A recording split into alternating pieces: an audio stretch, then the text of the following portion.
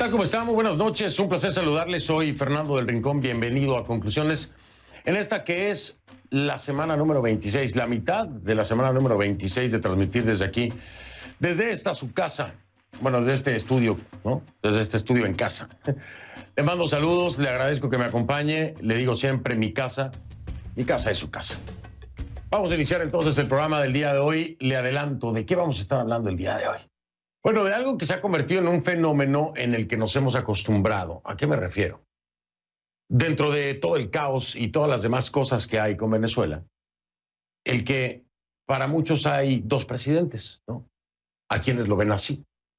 El que es reconocido por la comunidad internacional, por más de 50 países, que es Juan Guaidó, y el otro que está metido en Venezuela, montado en el poder. Y el día de hoy, en esta Asamblea General de las Naciones Unidas, en la número 75, pues hubo dos mensajes, ¿sí? El del régimen de Maduro y el de Juan Guaidó, reconocido como presidente encargado por más de 50 países. Por supuesto, dos mensajes completamente encontrados.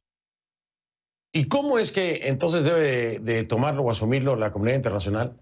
¿Y cómo es que se da un mensaje del régimen dentro del contexto de las Naciones Unidas cuando son más de 50 países los que reconocen a Juan Guaidó como presidente?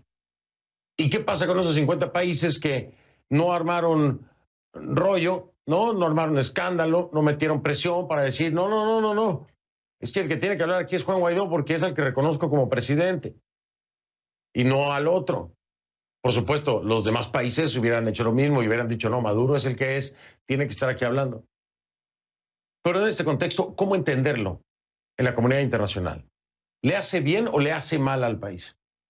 Y finalmente, palabras importantes que resuenan el día de hoy.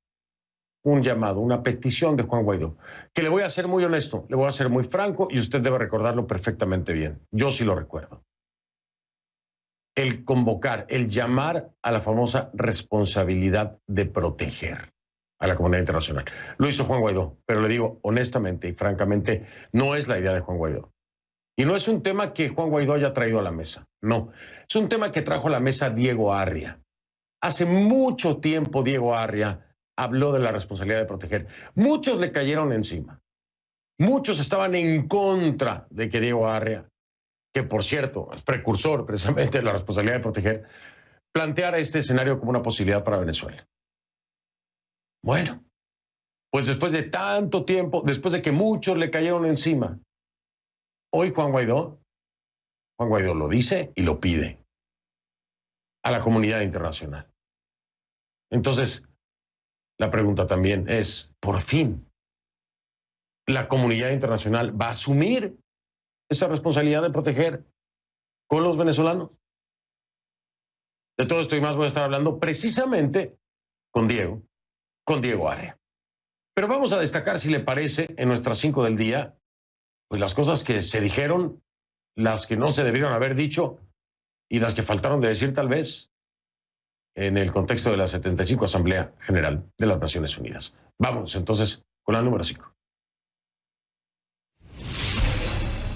Yo mismo, como sobreviviente de esta enfermedad y como líder de una nación en vías de desarrollo que lucha por salir adelante de esta pandemia, quiero expresar nuestra preocupación por las consecuencias de esta emergencia que hoy enfrentamos. Ese es el número 5, Honduras. ¿Y ahora qué viene? Durante su turno de palabra en la Asamblea General de las Naciones Unidas, Juan Orlando Hernández, el presidente de Honduras, señaló que la pandemia ha desnudado la inequidad real del mundo y dijo que es posible que estas crisis globales continúen. Por eso llamó a buscar nuevas ideas y consensos. El presidente abogó por la revisión del sistema de Naciones Unidas para prepararse para lo que viene. También expuso sus logros, pero fíjese que no dejó muy claro qué es lo que viene, ¿no? Según dijo, Honduras dejó de ser uno de los países más violentos del mundo porque él le hizo frente a temibles y sanguinarias estructuras criminales. Le recuerdo que el hermano del presidente, Juan Orlando Hernández, está en este país detenido, pues acusado de formar parte de esas estructuras temibles y sanguinarias. Y esa no la enfrentó Juan Orlando Hernández, ¿no? Ese fue el número 5. La pandemia ha demostrado que la tecnología es esencial para garantizar derechos ciudadanos como el acceso a la telemedicina, a la teleeducación, al teletrabajo. Pero también ha evidenciado la gran brecha digital que existe entre nuestras naciones, producto esta de la desigualdad. En el número 4, Ecuador. Mejor entre todos. El presidente Lenín Moreno usó su intervención en la Asamblea General de las Naciones Unidas para apelar por el multilateralismo y la cooperación a la hora de enfrentar la crisis creada por el COVID-19. Moreno señaló que es hora de que la comunidad internacional pase de las intenciones a las acciones, al tiempo que insistió en la importancia de asegurar el apoyo técnico y económico para los países más pobres. El presidente destacó que la ayuda financiera internacional ha sido fundamental para Ecuador en los últimos meses. Mientras tanto, en el Ecuador, como que ya le quieren dar vuelta a la página y empiezan las inscripciones para los próximos candidatos a la presidencia en el Ecuador. ¿Qué tendrá más peso, lo que dijo Moreno o lo que viene en Ecuador? ¿Cuál es la autoridad que tiene el gobierno argentino para hacer de la intromisión la clave de su política exterior hacia Bolivia? ¿Y cuál es la autoridad que tiene para amparar una conspiración violenta de Evo Morales contra la democracia boliviana desde suelo argentino? En el número 3, Bolivia. La hora de escoger. El discurso de la presidenta interina de Bolivia giró en torno a dos temas. Por un lado, el futuro político del país. Yanine Áñez cree que se está ante dos caminos: la libertad o la opresión, la democracia o la dictadura. Y por otro lado, Áñez arremetió contra el gobierno de Argentina. Como ya escuchó, la presidenta denunció ante la comunidad internacional lo que considera un acoso sistemático del gobierno kirchnerista y cuestionó su autoridad para, según dijo, ofrecer impunidad al expresidente Evo Morales. Ya reaccionaron desde la Casa Rosada. El gobierno de Alberto Fernández dice que le da pena, por parafrasearlo de alguna forma, le da pena que la presidenta Áñez haya utilizado su tiempo para atacar a Argentina sobre temas de política doméstica boliviana. Nada más una aclaración. Puede ser política doméstica boliviana, pero está saliendo desde la Argentina en voz de Morales. Y sí, después llega a Bolivia.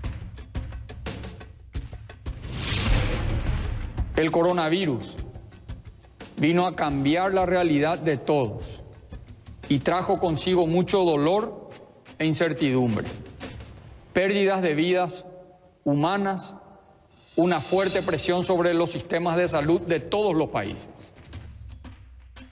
En el número 2, Paraguay, más humanos. El presidente Mario Abdo Benítez calificó la crisis creada por el coronavirus como el mayor desafío desde la Segunda Guerra Mundial y en consecuencia llamó a rediseñar las estrategias de los organismos financieros multinacionales con una mirada más humana y solidaria. El presidente condenó a los grupos criminales que reclutan a niños y adolescentes, lo que resultó especialmente significativo a raíz de la reciente y polémica operación de su gobierno contra el Ejército del Pueblo Paraguayo, el EPP, que saldó con la muerte de 2 menores. Pero hablando de más humanos, presidente Mario Abdo Benítez, ¿y qué pasa? ¿Qué pasa con la humanidad en el caso del secuestro del ex vicepresidente, que hoy continúa en cautiverio a manos del EPP? Entonces, ¿más humanos? Estamos comprometidos con el diálogo internacional, intercultural, constructivo y cooperativo. Elevo solicitud también al secretario general de la Organización de Naciones Unidas para que movilice la voluntad política de los Estados miembros para restaurar efectivamente la soberanía en Venezuela. En el número 1, Venezuela. ¿Y esto qué? ¿Cómo le decimos? ¿Doble discurso? ¿O discurso doble? Bueno, es un caso único el de Venezuela. Y en el marco de la Asamblea General de las Naciones Unidas, los venezolanos escucharon estos dos. Nicolás Maduro, que dio el mensaje, pues, no sé, oficial, le tenemos que decir así. Pues sí, no, porque lo escucharon en la Asamblea General. El mensaje oficial en el que aseguró estar comprometido a garantizar y promover los derechos humanos. Imagínese usted, con sendos reportes, incluso el último, que lo señala directamente a él de participar en violaciones de derechos humanos, que venía de la ONU. Y ahora viene a decir esto en la Asamblea General. ¡Qué disparate! Por su parte, Juan Guaidó, reconocido como presidente encargado por más de 55 países, pidió a la comunidad internacional actuar. Dice que el país no aguanta más. Y como ya le decía yo, la responsabilidad de proteger. El tema es aquí, ¿y quién aguanta más? ¿Maduro o Guaidó? Este es el primer tema de la noche, vamos a profundizar en los hechos.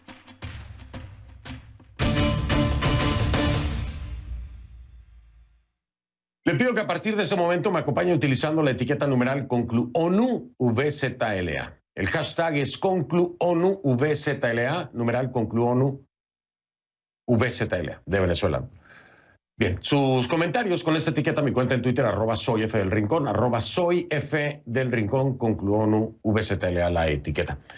Venezuela tuvo doble discurso o dos discursos, como le quiera poner. Esto en el marco de la Asamblea General de las Naciones Unidas. Por un lado, ¿no? Habló de manera, lo voy a decir así, entrecomillado, ¿no? Entrecomillado, de manera oficial. Y digo entrecomillado porque hay 55 países que no lo reconocen como presidente de Venezuela, Maduro, ¿no? Entonces es un oficial ahí como que medio torcido. Pero bueno, ahí, en el contexto de la 75 Asamblea General de Naciones Unidas, habló él. Horas más tarde lo hizo a través de sus cuentas privadas de redes sociales Juan Guaidó, el presidente de la Asamblea Nacional, y le digo reconocido por más de 50 países como el presidente encargado de Venezuela. Ahora, vamos a ver, en el discurso de Maduro se enfocó en criticar a los sistemas capitalistas, nada nuevo, en responsabilizar una vez más al gobierno de Estados Unidos por los problemas que enfrenta su gobierno, nada nuevo. Es un discurso repetitivo, constante, ¿no? Y aseguró que Venezuela es víctima de ataques constantes, nada nuevo. Vamos a escuchar esto que puede ser un déjà vu o repetición instantánea, si usted quiere. Escuche. Señor presidente, Venezuela, como usted sabe, se encuentra bajo un ataque constante. Nuestra patria amada es víctima de un ataque multiforme por parte del imperio estadounidense. En el campo mediático, en el campo político, en el campo económico. Hemos sido inclusive amenazados con agresiones militares directas.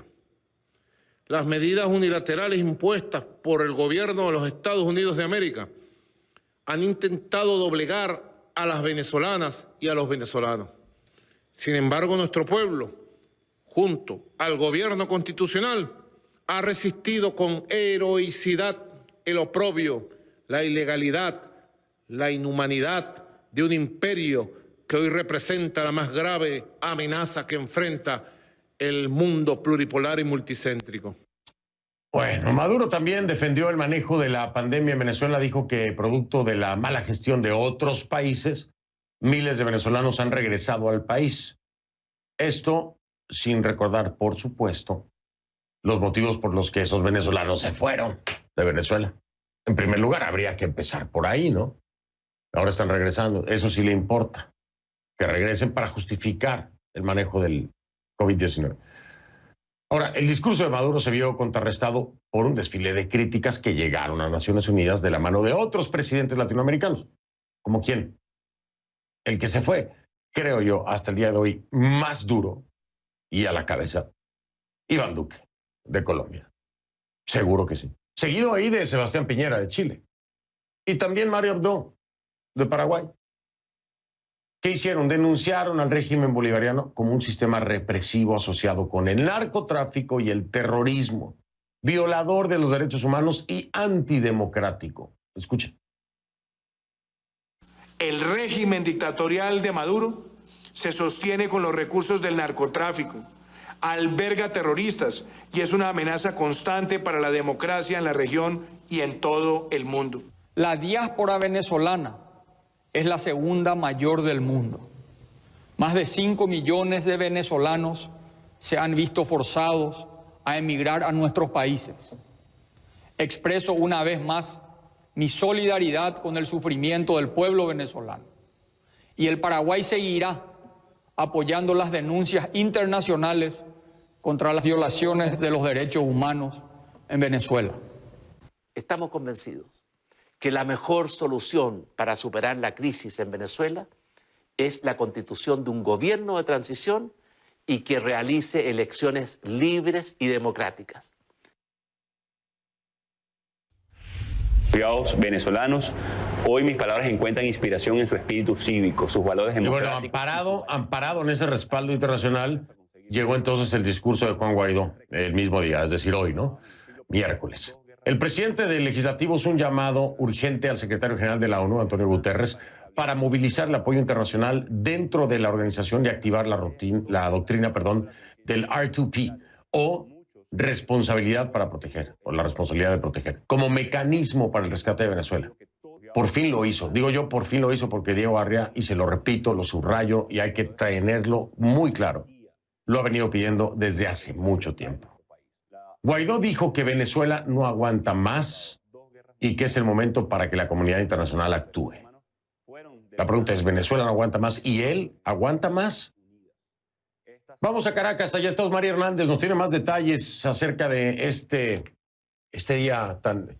Osmari, ¿tú cómo estás? Buenas noches. ¿Tú cómo lo ves? ¿Como un discurso doble? O bueno, ¿cómo lo ven los venezolanos? ¿Como un discurso doble o como un doble discurso? ¿Cómo lo perciben ustedes? Creo que tiene un poco de ambas partes, me parece, Fernando. Y debo decir que además Juan Guaidó había anticipado su participación diciendo que iba a responder a lo que para él fue un discurso plagado de mentiras y que él iba a hablar en representación de la Venezuela real. En ese sentido, se dirigió a los países miembros de las Naciones Unidas para asegurar que se ha intentado todo y que es momento de diseñar estrategias luego de haberse agotado la vía diplomática. Él también planteaba que pues hay que proteger al pueblo venezolano frente al cuestionado gobierno de Nicolás Maduro, que ha cometido, según aseguró, crímenes de lesa humanidad. Vamos a escuchar parte de lo que fue la declaración de Juan Guaidó. Yo, como representante legítimo del Estado venezolano, tengo la responsabilidad de proteger a los venezolanos. Pero la organización criminal que lidera Nicolás Maduro ostenta de facto el control efectivo sobre el territorio nacional a través del uso ilegítimo de la fuerza. Ante esta realidad y la responsabilidad del cargo que ostento, debo pedirles hoy alinear los esfuerzos de asistencia internacional para restablecer la soberanía efectiva en Venezuela.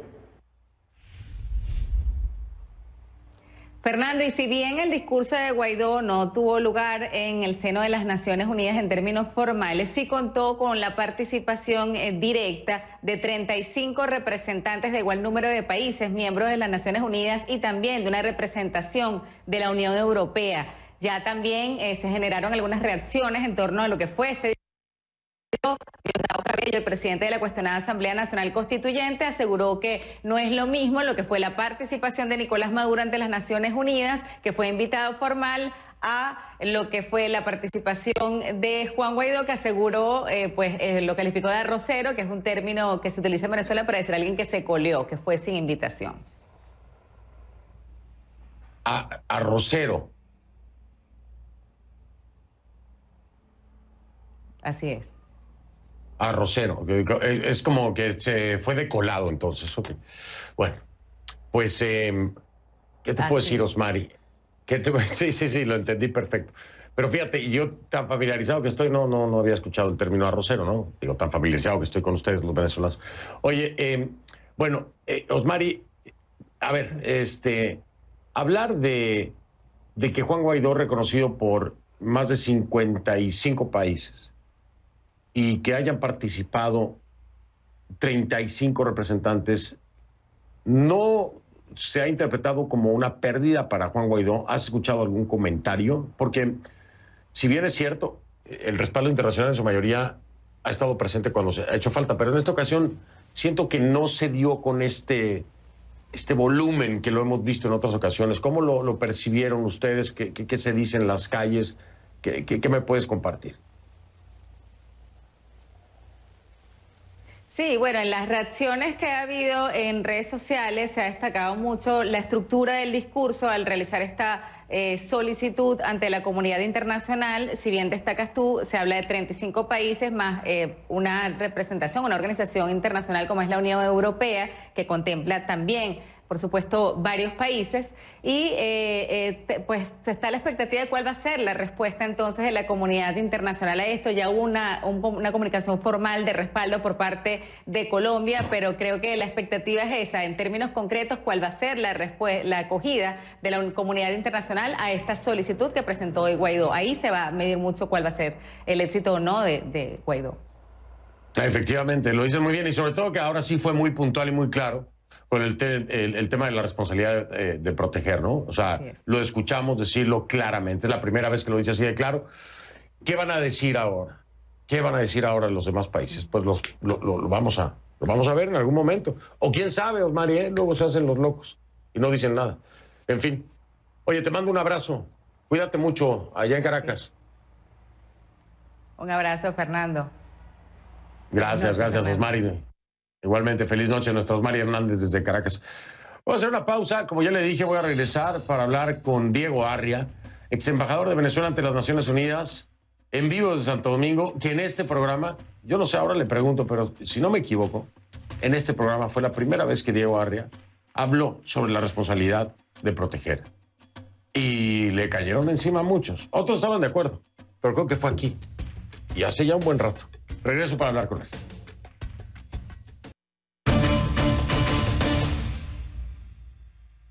Le doy la bienvenida a Diego Arria, ex embajador de Venezuela ante las Naciones Unidas, en vivo desde Santo Domingo. Diego, gracias por estar aquí como siempre, cada vez que te invito. Bienvenido.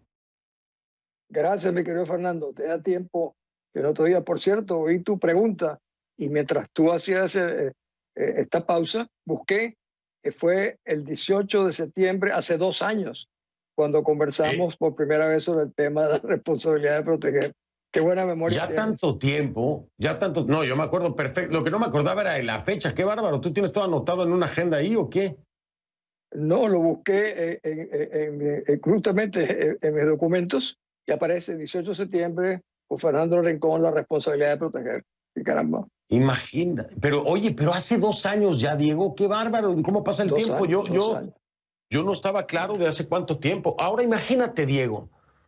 Tú y yo hablamos de la responsabilidad de proteger porque fue un tema que tú trajiste a la mesa y que dijimos, vamos a hablarlo en conclusiones hace 2 años, como tú dices. Acuérdate cómo te fue, Diego. ¿Te acuerdas cómo te fue después de que hablamos de la responsabilidad de proteger? ¿Cuánta gente te cayó encima?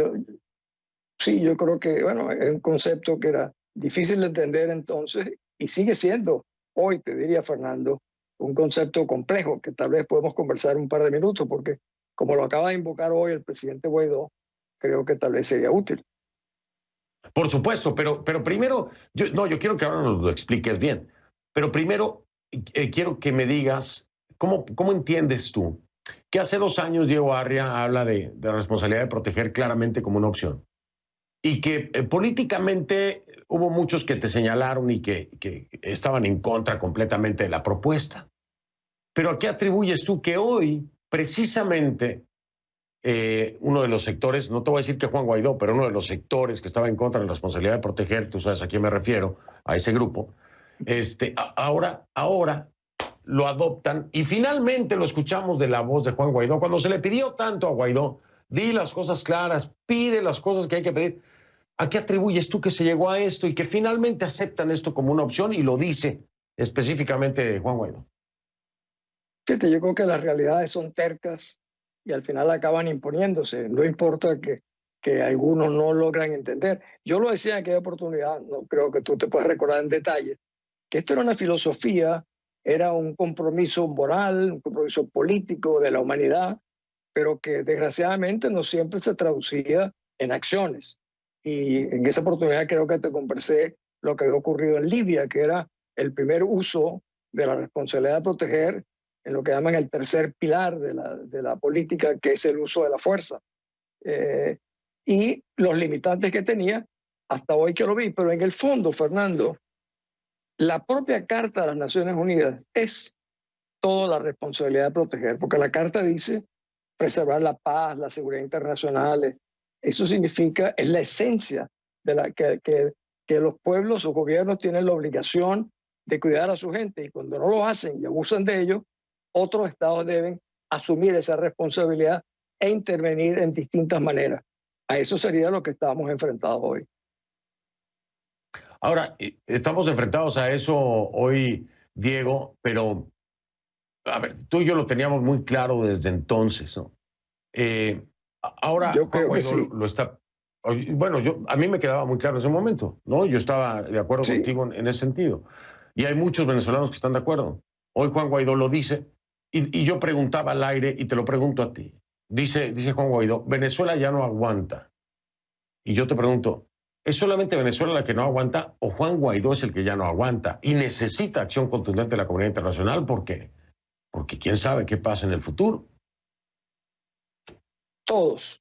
Guaidó, la situación, la dirigencia política, el propio país está enfrentado hoy a empezar a enterarse de la dimensión abominable de los crímenes, de las torturas, de los asesinatos que cometen en Venezuela, la familia militar, policial y judicial, que durante mucho tiempo, ahora yo vi el informe y mucha gente en las redes decía, no, nosotros sabíamos todo eso. No lo sabían, Fernando, porque si los venezolanos, yo me niego a creer, si los venezolanos estuviesen conscientes de la dimensión de estas barbaridades, tendrían que haber reaccionado de una manera distinta a lo largo de estos años.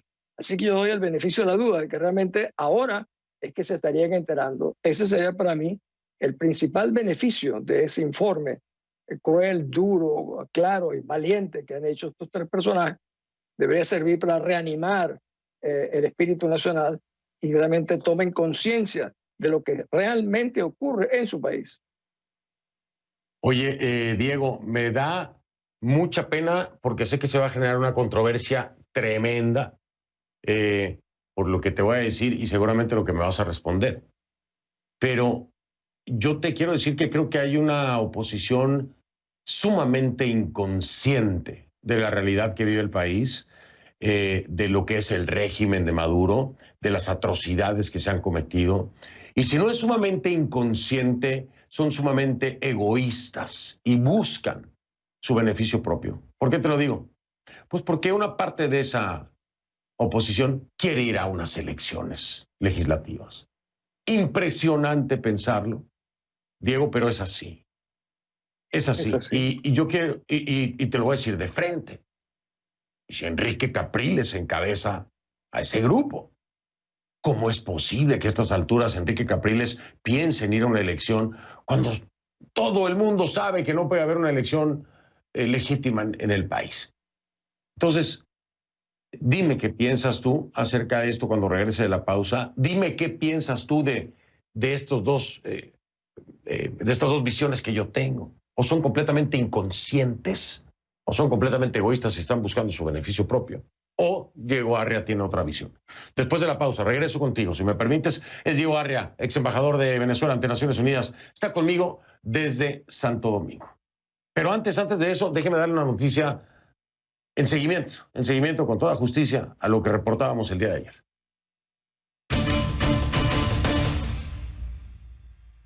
Y es que ayer estábamos con el líder de Frena, ¿no? El movimiento anti Andrés Manuel López Obrador en México, que denunciaba que no los dejaron llegar al Zócalo. Así era, precisamente. Entonces tenían precisamente órdenes federales, ¿no? Amparos federales que los deberían de haber dejado pasar el día de hoy. Bueno, pues el gobierno de la Ciudad de México se comprometió a respetar los amparos, estos amparos judiciales otorgados a integrantes del Frente Nacional Anti-AMLO, Frena, acampados en las calles de la capital mexicana en protesta contra las políticas de Andrés Manuel López Obrador.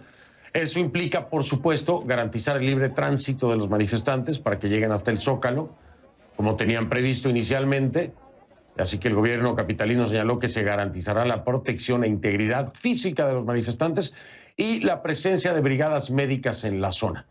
Ayer Gilberto Lozano, fundador de Frena, denunciaba aquí lo que era una realidad, ¿no? Que las fuerzas de seguridad los habían sometido a un encapsulamiento, es decir, que los habían acorralado dentro de un cerco de seguridad. Nos anunciaba ayer también Lozano que tenían estos amparos y que debían hoy dejarlos pasar al Zócalo. Bueno, así fue y así reaccionó tanto el gobierno federal como el gobierno de la capital de Claudia Sheinbaum. Así que ahí está. Con toda justicia, ¿no? Eso es lo que hoy pasó. Ya regreso.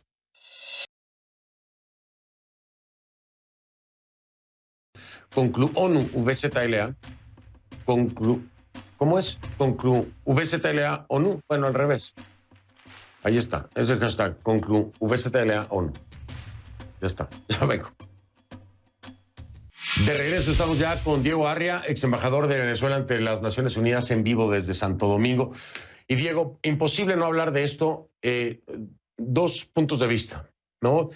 El que tú lo decías, ¿no? Que tal vez muchos venezolanos no se han dado cuenta de las atrocidades y del terror que se vive.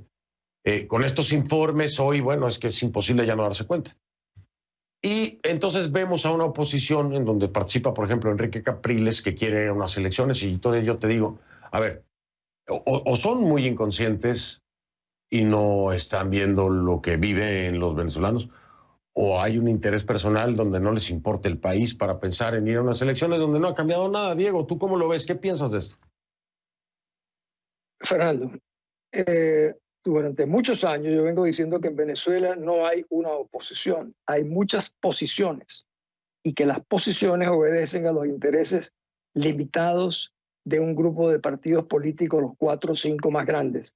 Por eso que nosotros no hemos realmente salido de esta situación, al punto que la única vez que han estado realmente unidos fue para la votación del año 2015, en el cual ganamos, en 2016, la Asamblea Nacional, con una tarjeta que se llamaba Unidad. ¿Qué pasó al día siguiente que ganamos? Los partidos cogieron una tijera y la picaron en 4 o en 5 pedazos a los partidos. O sea, la unidad nunca fue importante para ellos como un instrumento de rescate de la libertad. La unidad era importante para fines electorales. Y eso se está, a lo largo de los años, hemos dado innumerables pruebas de una falta real de unidad. Lo de Capriles es realmente vergonzoso porque obedece, por todas las informaciones que se tienen, a acomodos con el régimen. Este hombre ganó, como tú sabes, una elección y la entregó, la elección contra Maduro, y la entregó. Y nosotros 2 veces votamos por Capriles como candidato a presidente y 2 veces como gobernador de Miranda. Y el día que ganó, ni contaron los votos, como él decía, contarán hasta el último voto. No lo hicieron y no lo enfrentaron ante la comunidad internacional, ni siquiera ante los venezolanos. Esto realmente están colaborando a una farsa que nos hace daño, Fernando, porque al final hay 2 o 3 que han sido candidatos presidenciales y se presentan al mundo. Dice, Capriles es candidato presidencial, Fernández, Fermín, Falcón, a pesar de que hoy no representan nada en el país, el mundo dice, caramba, hay mucha gente participando y contribuye a quitarle lo que es la característica fundamental de una narcotiranía represiva como es la que hoy en día tenemos en Venezuela. Y yo me acuerdo perfecto de la elección Capriles-Maduro. Yo estaba allá, yo le hago la entrevista a Enrique, y me acuerdo la tensión que había, esa tensión que había de qué va a decidir Enrique Capriles, pedir que salgan a defender la elección o no. Todo el mundo le apostaba a que iban a salir a defender la elección, pero no fue así y la historia hoy la conocemos. Diego, tengo que marcar pausa, pero déjame regresar todavía un segmento más contigo para que en este contexto, tú lo has dicho de una manera tan elegante y la voy a retomar porque yo no soy tan elegante para hablar como tú, que hay muchas, que hay muchas posiciones, no oposición. Y entonces, sabiendo que hay muchas posiciones, pero no una oposición, ¿quién puede ser el factor de cambio? ¿Cuál es la única carta que hoy pueden jugarse los venezolanos para salir del régimen? Está fuera de Venezuela nada más. Ya no hay nada adentro. Me lo dices después de la pausa. Regreso contigo en un momento. Okay. Diego Arria, ex embajador de Venezuela ante Naciones Unidas. Estamos de vuelta con Diego Arria y le preguntaba yo a Diego de esta forma elegante que él tiene para hablar sobre que no hay oposición, sino posiciones, ¿no? ¿Qué es lo que hay entonces para los venezolanos como una esperanza? Porque si al interior no hay oposición, sino posiciones, que lo estamos viendo y es muy claro, lo has puntualizado muy bien. ¿Qué es lo que le queda a los venezolanos? ¿Hay todavía solución dentro o tiene que ser afuera necesariamente que la busquen? Pues fíjate, Fernando, cuando tú ves que estás enfrentado a una corporación criminal que se ha apropiado de tu país, tú no tienes una oposición, tú tienes una resistencia. Y si tú estás ante una resistencia, tú no tienes 5, 6 o 7 partidos. Tú tienes uno solo, donde se funden todos si el propósito es realmente rescatar la libertad y refundar la República de Venezuela, y no rescatar pequeños espacios de intereses políticos de cada partido, tal como ha sucedido. Entonces, oposición hay en los sistemas formales, en Inglaterra, en Francia, la oposición leal, como dice. No, nosotros tendríamos que estar en resistencia. Y yo creo, Fernando, para tratar de contestar más específicamente, que dadas las condiciones en nuestro país, no es suficiente con pedir la responsabilidad de proteger, porque la responsabilidad de proteger, más allá de un concepto casi filosófico, moral, que surge por un poco como la confesión y el arrepentimiento de las Naciones Unidas por no haber enfrentado con responsabilidad el desastre y la tragedia de Ruanda y de la antigua Yugoslavia, de la cual yo conocí muy bien. Entonces surge como una instancia superior, pero que al final, como yo te decía, es la propia Carta. Pero ya eso no es suficiente, porque para accionarla, tú requieres que el Consejo de Seguridad te lo apruebe, y eso no va a pasar en el caso nuestro, porque tienes a Rusia y a China que se oponen. Pero tú tienes que seguir invocando como un concepto para buscar más allá de las Naciones Unidas una combinación de intereses, una alianza que permita realmente decirle al mundo cómo nosotros podemos salir de una manada de criminales que tenemos, que están certificados por la cúpula política del mundo, que es las Naciones Unidas a través de su Consejo de los Derechos Humanos. ¿Cómo nos piden a nosotros, como está pidiendo la Unión Europea, que van a enviar una misión a ver cómo está la situación en Venezuela, como si eso no fuera suficiente? Cuando nuestro amigo Luis Almagro hace 2 años presentó un informe similar, Fernando, al actual, no se tomó en cuenta y resulta que llegaba a las mismas conclusiones y recomendaciones que están hoy en día formulando el Consejo de Derechos Humanos. Entonces yo creo que no hay en Venezuela nadie que tenga la espalda para montarse encima el peso de lo que significa enfrentar el rescate de la libertad en Venezuela. Y eso requerirá, para mí, de un esfuerzo mucho más representativo de lo que el país es hoy en día, de nuevos interlocutores que tengan la legitimidad, la credibilidad, capaces de activar, de animar a una sociedad que mientras no sea animada, no va a inspirarse. Y una sociedad, como tú y yo sabemos, que no esté inspirada, no se activa. Y si nosotros no nos activamos, no le podemos decir al mundo que se active en función nuestra. Nosotros somos los que tenemos que activar al mundo en función de lo que nosotros hagamos. Pues sí, o dejemos de hacer. O dejemos de hacer. Sí, o que dejen de hacer, sí. No, y te iba a decir, lo que pasa es que iba a decir un dicho de mi país, pero no puedo. No puedo decirlo tal cual. Pero, bueno, tú lo debes saber. Al que no llora, o el que no llora. Eso.